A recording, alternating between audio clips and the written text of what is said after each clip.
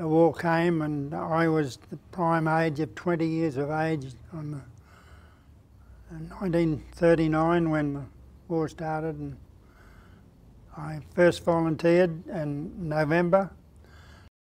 When we were sailing out and they were playing Mary's Farewell and so forth, it suddenly hit me, we'll ever get back here again, you know? One thing I must say, that when I first got to the Middle East, I met up with some friends I had never ever known from Victoria, and I can tell you this, I had friends for life. When you meet up with anybody in the army, mateship is different to civil life mateship, because you have a closer affiliation or feeling for the people you come in contact with, and in this case I can say that for 4.5 years we were never ever apart, Reg Hall and myself. In particular with Reg, he was a very avid tour player and I was a poker player, and we had a common pool and we, you know, operate off that. I'd play poker in our spare time and he would go on the two-up. And that mateship continued on very, very solidly until he died, unfortunately, last year. And I'll never forget it, because it's something that lasted all my life as far as I was concerned from the day I first met him. Friendship, mateship, call it what you like, is that I then met up with the people overseas, not so much the ones in camp in Australia, but overseas, stuck with me forever after. Reg was closer and a brother as far as I was concerned. Friendship that existed then was stronger than ever, because we were more or less on our own. Photographs I can show you, wild men from Borneo, I can tell you. We were right in the middle of New Guinea and heading up towards WWII, which we eventually got to, and that was it.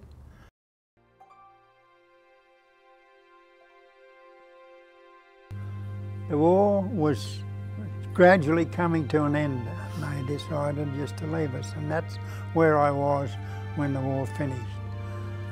As I said before, my friendship with these chaps I knew in the army still continued on.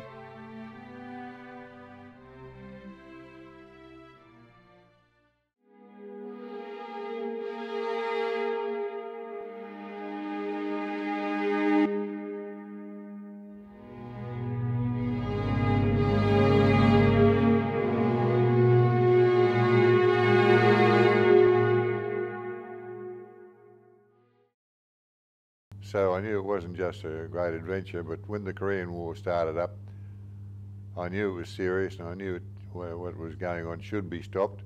I had a couple of years at the uni doing med at the time, but I wasn't all that fussed with the exams anyway, so I went off to Enoggera and joined the Australian Army. I was 19, and the average age of the platoon was 33 and a half. They were a whole stack of World War II boys who'd come back for another trot, plus a sprinkling of younger fellows. And we were talking about mateship in the army before, and it was a genuine eye-opener. I'd read a lot of war histories and war stories, and I had a lot of relatives who'd been in the army, the Air Force. But when I actually joined this army, the first couple of weeks were a bit of a shock, almost a shell shock. I looked at some of the things these blokes were doing. As I said before, they were breaking all the commands I'd heard of and a few I hadn't heard of. And I thought, I'm not sure I want to go to war with these blokes.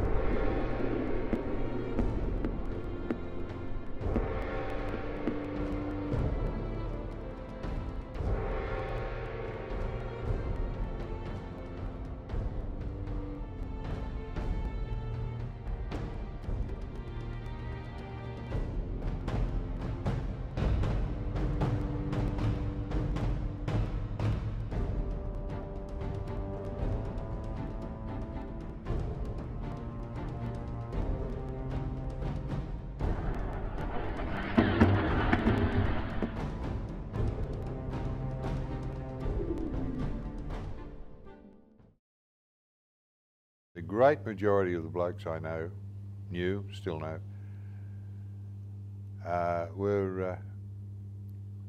well, the thing is, you knew them well. You knew them you knew them better than anybody in this world, except I suppose when you get married you know your wife and she knows you too better. But you know these blokes and they know you. There aren't any secrets in the army, and everybody's worth is on display. And I think that's one of the great strengths that was bequeathed to us by the Australians from the First World War and the Second World War. It was a tremendous tradition, and we just slipped into it. And the new blokes who came into the army, they came from the same sort of Australian background. They were the material, and they picked up a great tradition. And glad and honoured to be a part of it. One bloke, Jimmy Handfling, skinny as a greyhound dog, all the guts in the world. If he didn't win a fight, the other bloke knew, by crikey, he'd been in one. And not that he was pugnacious or anything, but if he got in a strife, just sheer guts and tenacity. He was a great inspiration everywhere, in Korea and after the war. And McKinnon, the same, Eric McKinnon. And he had tremendous courage. We thought we were in strife one night on a patrol, which I was leading out as forward scout. And next thing, no finesse, McKinnon came thundering through like a circus elephant on leave. Didn't even think of himself. He knew one of his blokes was in trouble. He was going to get up front and deal with it. And he's been that way for the last 60 odd years. Just a top bloke, a pleasure to know. And a lot of the blokes I knew in the army. Owen Scaife, Air Force, World War II, shot down Boxing Day in 1944, came back to Korea. He was head of the sniper section. And pretty wise bloke too.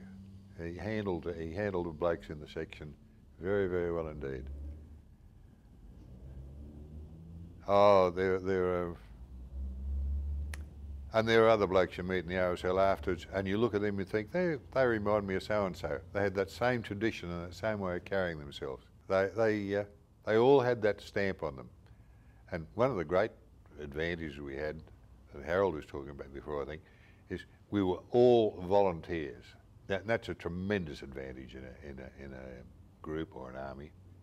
We were there mostly for good reasons, I suppose. Some for not so lofty ideas, just for the hell of it. But they were just a wonderful, wonderful bunch of people. And as a very naive young fellow who led a fairly prudent life, I suppose, I learned a lot about the world from these blokes. Not necessarily copying them, but observing them and talking to them, because in the army you can talk to one another without reserve, I suppose, without trying to appear that you're something else or put on a front or anything, because there's no point in that anyway. You know them and they know you, and that's one of the things you remember from the army, which is just great. And with that, you've got a great fighting force. Without it, I don't think you've got anything.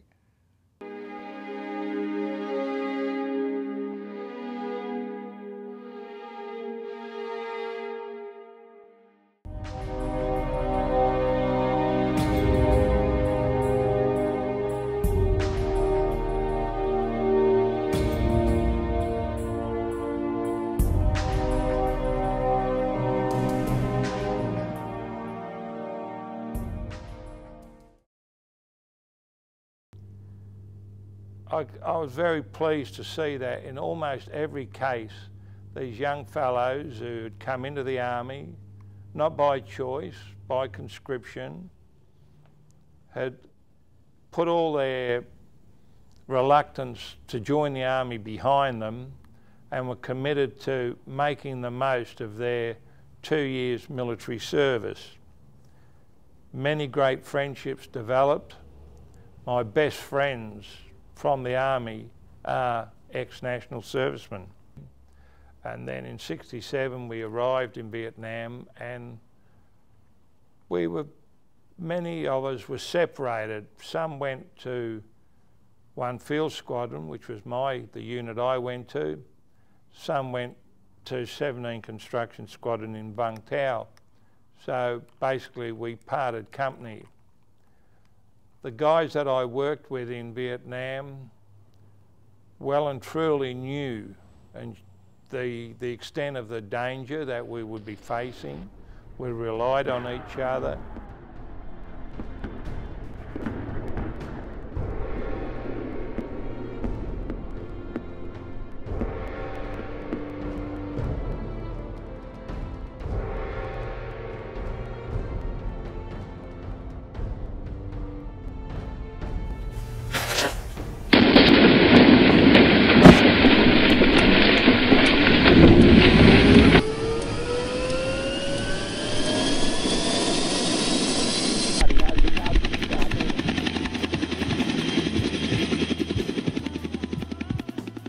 The explosion ripped my left leg off and caused many more injuries to my body. I was rushed to hospital by helicopter and survived many hours of surgery before regaining consciousness on the post-op ward of the US Army 36th Evacuation Hospital at Vung Tau.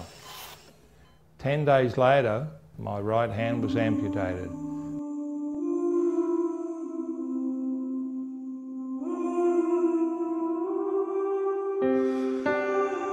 And the emptiness of the hospital ward, despite all the other patients and the staff, is very cold and it affects you. And I could feel myself sinking, and then a friend would appear in the doorway and all that loneliness, all that fear would just evaporate, it would go, it would disappear. And with the regularity that they would turn up in the hospital, not only did it lift me and astounded me, it astounded most of the people on that ward. The American nurses and doctors had not had this experience where mates would regularly come in and stay for hours. They would have to be shunted out, but they talked and just kept me so far away from feeling sorry for myself. I felt honoured that these people would make the effort to come in. And what you have to remember here, these are people that, in many cases, I've only known for 3 or 4 months, but our bond of friendship has developed so quickly because of our shared experiences. That experience will go with me to my grave.